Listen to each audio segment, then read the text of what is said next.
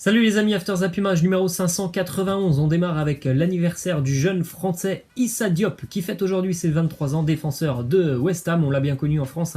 Il est passé notamment par Toulouse avant de rejoindre la Première Ligue. Il a fait ses preuves maintenant en Première Ligue depuis plus d'un an maintenant. Chelsea est très intéressé par son profil. Les Blues seraient même susceptibles d'offrir 35 voire 40 millions d'euros aux Hammers pour l'enrôler dès cet hiver. On continue avec le message de soutien des enfants de Jesse Moulin, le gardien stéphanois qui a vécu une sale soirée du côté du Parc des Princes en Coupe de la Ligue. Lorsqu'il est rentré chez lui, ses enfants lui avaient laissé un petit message en lui disant « Tu es le meilleur papa, on t'aime fort, tu as fait du mieux que tu pouvais, tout le monde ne serait pas allé dans les cages ce soir ». Je pense que ça a été assez réconfortant pour lui après cette sale soirée. Ensuite, une info qui concerne l'AS Saint-Etienne qui sera privé de public à la fin du mois face à Nîmes, puisqu'il y avait eu utilisation d'engins pyrotechniques en fin d'année 2019, match Saint-Etienne-Paris Saint-Germain. Il y avait eu beaucoup de festivités en tribune, utilisation d'engins pyrotechniques, donc forcément la Ligue a sévi et ça sera match à huis clos pour Saint-Etienne face à Nice. C'est toujours dommage de voir des stades comme ça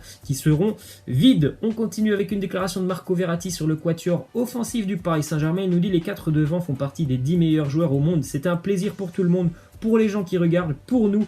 Ils font un travail magnifique forcément. Je pense que le Paris Saint-Germain a peut-être même la meilleure attaque du monde, une attaque efficace qui travaille bien, puisque tout le monde s'entend parfaitement sur le front de l'attaque parisienne. Il y a beaucoup d'automatisme, c'est très efficace. Les défenses en général, elles ont peur quand elles affrontent le Paris Saint-Germain, donc vraiment des choses très très positives pour le Paris Saint-Germain. Et si en plus les joueurs offensifs font, comme ça on le voit depuis quelques semaines, des efforts défensifs, ça annonce quand même une très bonne deuxième partie de saison pour le Paris Saint-Germain. Ensuite, une déclaration d'Iniesta qui remet un petit peu d'huile sur le feu concernant le dossier Neymar. Il nous dit: Neymar, c'est l'un des meilleurs attaquants au monde, ça serait une super recrue pour le Barça. De toute façon, plus les jours vont passer jusqu'à la fin de saison, plus je pense il y aura des rumeurs entre Neymar, le Paris Saint-Germain et le Barça.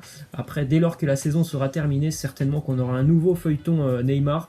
En tout cas, à l'heure actuelle, il a l'air très bien du côté de Paris. Peut-être que dans 5 mois, il sera toujours très bien, ou peut-être que dans 5 mois, il aura changé d'avis. Il voudra repartir du côté de l'Espagne. Voilà, bien évidemment, ce serait forcément une très belle recrue pour le Barça, comme pour, je pense, tous les clubs européens. Ensuite, une info assez insolite qui concerne le Paris Saint-Germain, qui va bientôt déménager ses centres d'entraînement. Le PSG va bientôt s'entraîner du côté de Poissy, en région parisienne. Eh bien, des vergers issus du futur centre de formation parisien sont en train de produire un jus de poire bio artisanal qui va bientôt être commercialisé. Donc si vous voulez boire du jus de poire bio qui vient du centre de formation du Paris Saint-Germain, eh bien c'est pour bientôt. Ensuite, une info qui concerne Rémi Oudin, on en parlait hier, eh bien c'est officiel, Rémi Oudin s'est engagé avec les Girondins de Bordeaux jusqu'en 2024. Normalement, c'est un transfert sec pour Bordeaux. Ça sera à peu près 10 millions d'euros pour le stade de Reims. Le paiement devrait être étalé pour Rémi Oudin. C'est pour ça hier que moi j'étais assez surpris, parce qu'on parlait hier d'un prêt avec option d'achat. Visiblement, c'est pas du tout le cas. C'est un transfert définitif pour Rémi Oudin. Et en plus de ça, c'est quand même un joli coup financier pour le stade de Reims, puisque 10 millions d'euros, ça fait tout simplement que Rémi Oudin est le joueur le plus cher du stade de Reims. 10 millions d'euros qui rentrent dans les caisses rémoises, c'est un joli coup financier pour les Rémois, même si c'est un joueur de qualité qui quitte le club champenois. On continue avec une déclaration du meilleur buteur de Ligue 2, Tino Kadewere, qui nous dit: je pense que l'Angleterre est aujourd'hui la plus belle destination pour un footballeur, mais je ne dis pas non à la France. L'idée est tout simplement de rejoindre un top club européen. Alors est-ce qu'il rejoindra un top club européen? Ça, on ne peut pas en être tout à fait sûr, parce que moi, quand j'entends top club européen, pour moi c'est le Paris Saint-Germain ou en Angleterre, Manchester City, des équipes comme ça. Je pense que franchement, Tino Kadewere va bien évidemment franchir une étape, mais est-ce qu'il sera vraiment dans un top club? Je n'en suis pas sûr. Peut-être un club de transition. Après, le départ serait normalement quand même pour cet hiver, pour Kadewere. Ensuite, on a une info qui concerne Racine Colli, joueur de l'OGC Nice, qui est prêté au Portugal du côté de Famalicão, actuel 3e de Liga NOS. Ce n'est pas un joueur qui jouait énormément avec Patrick Vieira. Aussi un retour en Ligue 2, un joueur qu'on connaît très bien en France, Gilles Sunu, qui était exilé en Turquie depuis maintenant 1 an et demi. Il est de retour en Ligue 2 avec la Berrichonne de Châteauroux, on l'a très bien connu. notamment du côté d'Angers. C'était un très très bon joueur hein, de l'effectif de Stéphane Moulin. Ensuite, une info qui concerne le match entre l'Atlético et le Barça hier. L'Atlético s'est imposé et se dirige donc vers la finale ce dimanche face au Real Madrid. Les 3 dernières victoires de l'Atlético face au Barça ont à chaque fois permis à l'Atlético d'éliminer le Barça d'une compétition, bien évidemment hier de la Supercoupe. Et on se rappelle aussi de 2014 et 2016, les deux fois où l'Atlético avait éliminé le Barça de la Ligue des Champions. C'est très très rare hein, que l'Atlético batte le Barça sur un match. Ça arrive d'ailleurs quasiment jamais. C'était le cas hier. C'est la première fois d'ailleurs hein, depuis 23 matchs que Diego Simeone réussit à battre le Barça. On a une info qui nous vient d'Espagne. Ernesto Valverde ne serait pas menacé après cette nouvelle défaite. Des sources proches du club révoquent totalement son licenciement. Pourtant, on aura lundi une réunion du côté de Barcelone, un conseil d'administration. Alors bon, ce n'est pas lié à la défaite puisque le conseil d'administration était prévu déjà depuis quelques jours, mais visiblement, d'après d'autres infos, le sort de Ernesto Valverde pourrait être évoqué. Donc on a un petit peu une info et son contraire. Donc à vous de décider quelle est votre piste la plus sérieuse. Pour moi, je pense que oui, Valverde ne sera pas menacé puisqu'il n'est pas menacé depuis quasiment 2 ans et demi au Barcelone. Donc je vois pas à Barcelone. Je vois pas pourquoi cette défaite changerait les choses. Ensuite, on a une petite vidéo assez sympa. Donc là, je vous ai fait un arrêt sur image. Vous pouvez retrouver la vidéo, c'est sur Instagram, le compte de Diego Costa. Il est, je crois, dans son jardin. Il fait un petit peu de karting au bord de la piscine. Et puis, ce qui devait arriver arriva. Là, vous avez l'image arrêtée. Il essaye tout simplement d'éviter la chute dans la piscine. Bon, il va pas y arriver. Hein. Vous avez la vidéo. Il tombe dans la piscine. Le kart aussi.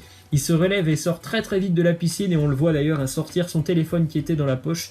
Je pense que voilà, le téléphone maintenant il est peut-être mort. Ensuite, on a une déclaration de Federico Valverde, le milieu de terrain du Real Madrid, qui nous dit « Je suis tranquille, j'essaye de profiter de mes opportunités, je tente juste de prendre du plaisir avec ce maillot. Si Pogba vient, il est évident que j'apprendrai beaucoup de lui en tant que joueur. » Bon, je pense que là vraiment, on est encore très loin d'une arrivée de Pogba du côté du Real Madrid. Et en plus de ça, étant donné les performances de Valverde depuis le début de saison, je ne sais pas si c'est vraiment important pour le moment, à l'heure actuelle, de recruter Paul Pogba pour les Madrilènes, puisque Valverde est vraiment très très prometteur. Ensuite, les amis, on se dirige en Angleterre avec une déclaration de Mikel Arteta sur l'avenir de Pierre-Emerick Aubameyang. Il nous dit: mon intention, c'est de le garder parce que je sais que si nous gardons Auba avec nous, nous serons plus forts et plus proches de gagner des matchs. Bon, c'est évident, en même temps, c'est, je crois, le meilleur buteur d'Arsenal hein, depuis qu'il est arrivé il y a maintenant 2 ans et demi, me semble-t-il.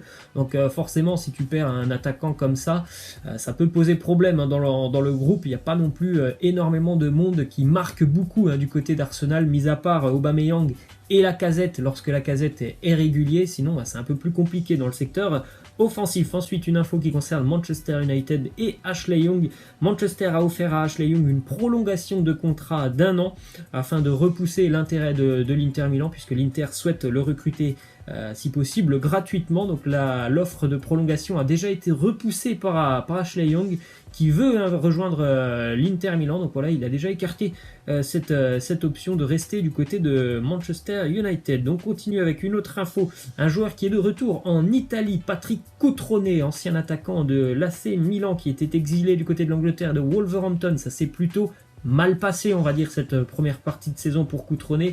Il n'a pas joué énormément en Première Ligue. Il a marqué 3 buts sur une quinzaine de matchs, toutes compétitions confondues. Mais bon, après, il y avait aussi Raúl Jiménez du côté de Wolverhampton. Donc ça a été très compliqué pour lui. C'était encore un très jeune joueur qui avait fait beaucoup de bien au Milan lorsqu'il y était il y a encore maintenant 1 an et 2 ans. Il avait fait de très bonnes années. Il est de retour en Italie avec un prêt de 18 mois avec pourquoi pas une option d'achat. Donc 18 mois quand même du côté de la Fiorentina. Ensuite, une info, un 6e enfant a été retrouvé grâce à l'initiative de la Roma qui vise à mettre des avis de recherche dans leur vidéo d'annonce de transfert. C'est le 6e enfant qui a été retrouvé quand même depuis l'été dernier, depuis que la Roma a instauré cette manière manière, on va dire, d'introniser leur nouveau joueur. Il y a le joueur qui arrive sur le côté, et puis à droite, vous avez l'image d'un enfant qui a disparu. Et bien, ça a déjà permis de retrouver quand même 6 enfants. On continue avec une info qui concerne Mattia Caldara, qui devrait retourner dans les prochains jours du côté de l'Atalanta Bergame.